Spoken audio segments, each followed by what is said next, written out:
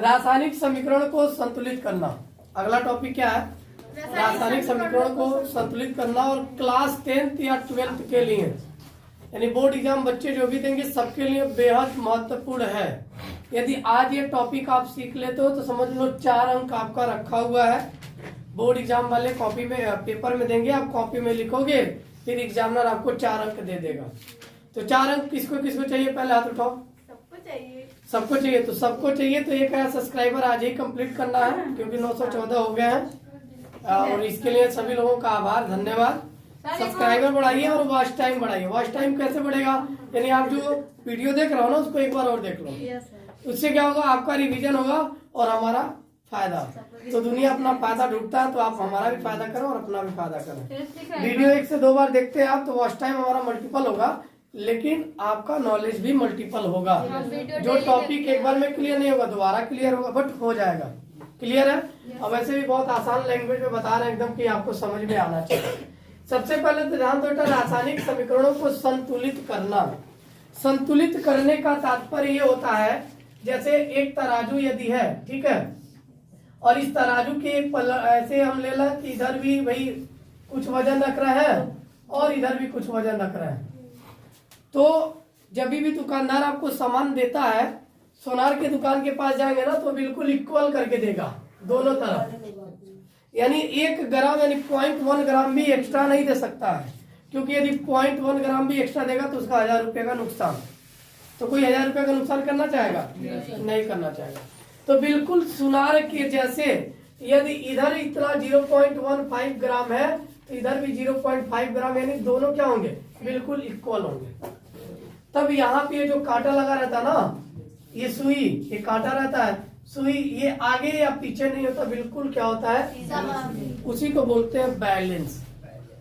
यानी आप जितने वजन के हो उतने ही वजन का आपके बगल वाला भी है, तो आप दोनों बैलेंस में है। लेकिन आप 50 केजी को 60 केजी का है और दोनों लोग तराजू पे बैठो, नीचे कौन आएगा? 60 केजी वाला, 50 केजी वाला? और आप क्या हो जाओगे? हवा में हो जाओगे। हवा में हो जाओगे ना। तो ठीक उसी प्रकार जो केमिकल रिएक्शन आपको दिया जाता है बेटा, ये हवा हवाई होता है। मतलब इधर किसी का मान ज्यादा, इसी का इधर किसी का कम, तो इधर किसी का कम तो इधर किसी का ज्यादा। काम वही करना है हमको। यहाँ पे सोनार बन जाना है। क्या बन जाना है? सोनार। और सोनार के जैसे काम करना है।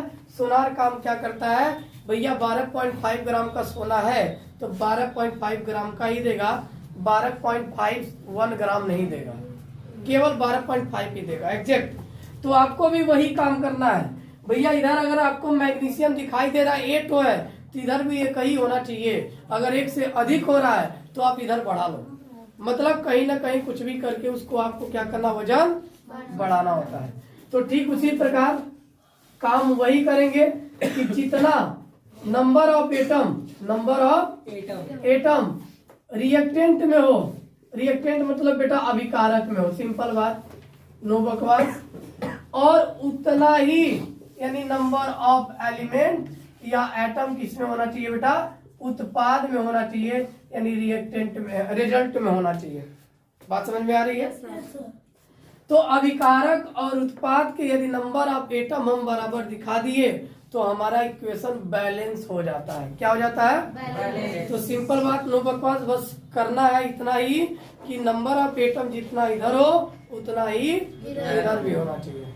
जैसे आप मान लो आपका शादी हो जाए और आप जाते हो तो घर पे लोग विदाई देते हैं, विदाई देते हैं ना। तो कुछ लोगों के पास पैसे बहुत ज्यादा होते हैं तो 500 विदाई देते हैं, कुछ लोगों के पास कम होते हैं तो 100 रुपए विदाई देते हैं। लेकिन भेदभाव नहीं करते हैं। छोटा बच्चा है चाहे बड़ा बच्चा है, उसको भी 500 उसको भी 500, या 500 देंगे, कहेंगे आधा आधा ले लेना। मतलब क्या? वहां पर भी हम बैलेंस कर रहे हैं। तो रिश्तों में भी बैलेंस जिस हिसाब से किया जाता है, ठीक उसी प्रकार केमिकल रिएक्शन में भी बैलेंस करना अनिवार्य होता है। अब बैलेंस करेंगे कैसे? आओ सीखते हैं एक चार्ट के माध्यम से। एक प्यारा सा चार्ट बनाओ, इसको 3 भागों में बांट लो। कितने भागों में? 3 भागों। एक लिख लो तत्व यानी एलिमेंट, एक लिख लो अभिकारक और एक लिख लो उत्पाद। कोई डाउट? कोई कंफ्यूजन नहीं ना है? अब बेटा तत्व क्या है? या तो अभिकारक के तत्व पूरा लिख लो या उत्पाद के। निश्चित रूप से जो अभिकारक में होगा वह उत्पाद में भी होगा, तभी वो समीकरण बैलेंस कर पाओगे आप। तो अब बताओ इधर है O, हाइड्रोजन है, क्लोरीन है, और कुछ है ये बेटा मैग्नीज ऑक्साइड। इधर क्या है हाइड्रोक्लोरिक अम्ल। यहाँ क्या बन गया है मैग्नीज क्लोराइड, और जल और क्लोरीन, यही दिख रहा है। कभी कभी हिंदी में ही नाम लिख देता है, आपको ये फॉर्मूला भी लिखना पड़ता है, ठीक है, फिर आपको बैलेंस करना होगा। अब बैलेंस कर, इधर कितना है, इसका काम बराबर है, यानी इसको छेड़छाड़ नहीं करना है। आवश्यकता पड़ने पे कर सकते हैं, लेकिन अभी कोई छेड़छाड़ नहीं। ऑक्सीजन इधर कितना बेटा, इधर कितना है, एक है, कमी है वहां पे। इसमें हमको बराबर करने के लिए यदि मैं एक में 2 का गुणा कर दूं तो क्या हो जाएगा, पक्की बात। तो ये भी बराबर हो गया, लेकिन क्या करना पड़ा हमको, और 2 का गुणा जब भी करेंगे बेटा तो उस यौगिक के आगे ही लिखते हैं। तो हम 2 यहाँ लिखे तो यानी इसका मतलब हाइड्रोजन में भी 2 का गुणा हो गया, ये 2 दूना 4 हो गया, और इधर कितना हो गया 2 हो गया। बात बराबर है। अब बताओ बेटा ऑक्सीजन इधर कितना है, सॉरी ऑक्सीजन तो हो गया, हाइड्रोजन कितना है, 1 है, लेकिन इधर हाइड्रोजन गुणा करने के बाद क्या हो गया 4 था 2, लेकिन 2 से हमने गुणा किया तो 2 दूना कितना हो गया, तो इधर भी कितना करना चाहिए, क्या कर दे यहाँ, किससे, तो हमने 4 से गुणा कर लिया, कोई बुराई, यानी ये भी काम बराबर हो गया। तो जिसमें हम गुण मार दिया उसको हमको छेड़छाड़, कोई दिक्कत। क्लोरीन इधर कितना है, 1 था बेटा, लेकिन 4 से गुणा किया कितना हो गया, इधर कितना है 2। क्या 4 हम बना सकते हैं, किसका गुणा करने के बाद, तो यहाँ भी क्या हो जाएगा 2, बस हो गया आंसर। आसान है कि नहीं है, बस यही हमारा आंसर हो गया। यानी उसी रिएक्शन को हमने बैलेंस कर दिया, केवल काम क्या किया, HCl में 4 का, H2O में 2 का और Cl2 में 2 का गुणा किया। दोनों तरफ अभिकारक और उत्पाद के जो एटम यानी एलिमेंट थे, जो तत्व थे, वो क्या हो गए, बराबर बराबर हो गए। बात समझ में आ रही है, yes, कोई दिक्कत, बैलेंसिंग कर लोगे, बैलेंस करने का मतलब बस बेटा इतना जानना, किसी प्रकार का किसी के साथ भेदभाव नहीं होना चाहिए। ये नहीं कि छोटा बच्चा है तो 10 रुपए उसको विदाई दो, बड़ा बच्चा है 100, कुछ नहीं भैया। हाइड्रोजन इधर तुम 2 हो चाहे इधर 8 हो, हम दोनों को बराबर करने की कोशिश करेंगे। और बराबर आप अभिकारक में भी गुणा कर सकते हो, उत्पाद में भी कर सकते हो, आवश्यकता पड़ने पे भाग भी कर सकते हो, उत्पाद में भी और अभिकारक में भी, कोई दिक्कत। ये नोट करो। फिर दूसरा एग्जांपल एक और बता, दोनों प्रश्न यानी इसके पहले जो पहला एग्जांपल किए वो भी 2019 और 2023 में पूछा हुआ प्रश्न था, और ये भी बोर्ड एग्जाम 2023 में पूछा हुआ प्रश्न था। रिपीट अगर कर सकता है तो करेगा भी, क्योंकि बोर्ड एग्जाम का टारगेट क्या होता है, यदि कोई क्वेश्चन, जैसे कुछ क्वेश्चन ऐसे होते हैं आउटेड होते हैं जो हर साल देता है, कुछ क्वेश्चन ऐसे होते हैं जो 2023 में दिया है 24 में रिपीट कर देता है, क्योंकि उसके पूर्व में कभी नहीं पूछा होता है।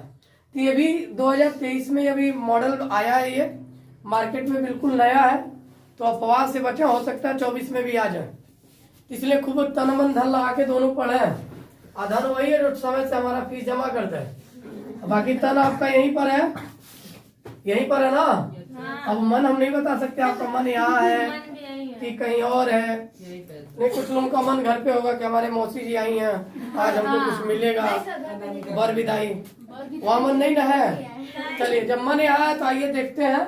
हमारे पास दिया क्या है, CH4+O2 यानी मेथेन की अभिक्रिया कर रहा है किसके साथ, ऑक्सीजन के साथ।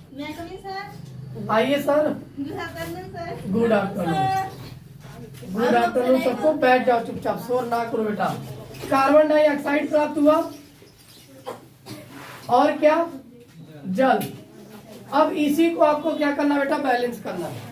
बैलेंस करते वक्त मैंने बताया 3 बातों को नोट कर लेना, एक तत्व, अभिकारक और उत्पाद। Very good. और क्या, उत्पाद। कोई बुराई, जब कोई बुराई नहीं है बेटा तो यहाँ लिख लो कार्बन, हाइड्रोजन, ऑक्सीजन। हमने लिख दिया तत्वों को, कोई दिक्कत। कोई बुराई, कोई अच्छाई, यस, क्योंकि आप सीख रहे हैं। Very good. अब बता दो बेटा, कार्बन की संख्या इधर कितनी है? एक है, नो डाउट। इधर कितनी है? एक है, इसमें भी नो डाउट। हमको कुछ करने की आवश्यकता नहीं है क्योंकि ये ऑलरेडी बैलेंस करके दिया हुआ है। कोई दिक्कत? हाइड्रोजन बेटा इधर कितना है? इधर कितना है? क्या 4 हो सकता है? क्या करने पे? वेरी गुड, 2 से गुणा कर देने पे 4 हो जाएगा, नो डाउट। ये भी बराबर हो गया, कोई दिक्कत? इधर ऑक्सीजन कितना बेटा? और इधर ऑक्सीजन कितना है? लेकिन 2 यहाँ ऑलरेडी, तो 2 + 1, 2 दिया है और 1, तो इसको 3 एक साथ नहीं लिखेंगे बेटा, अलग अलग लिखेंगे।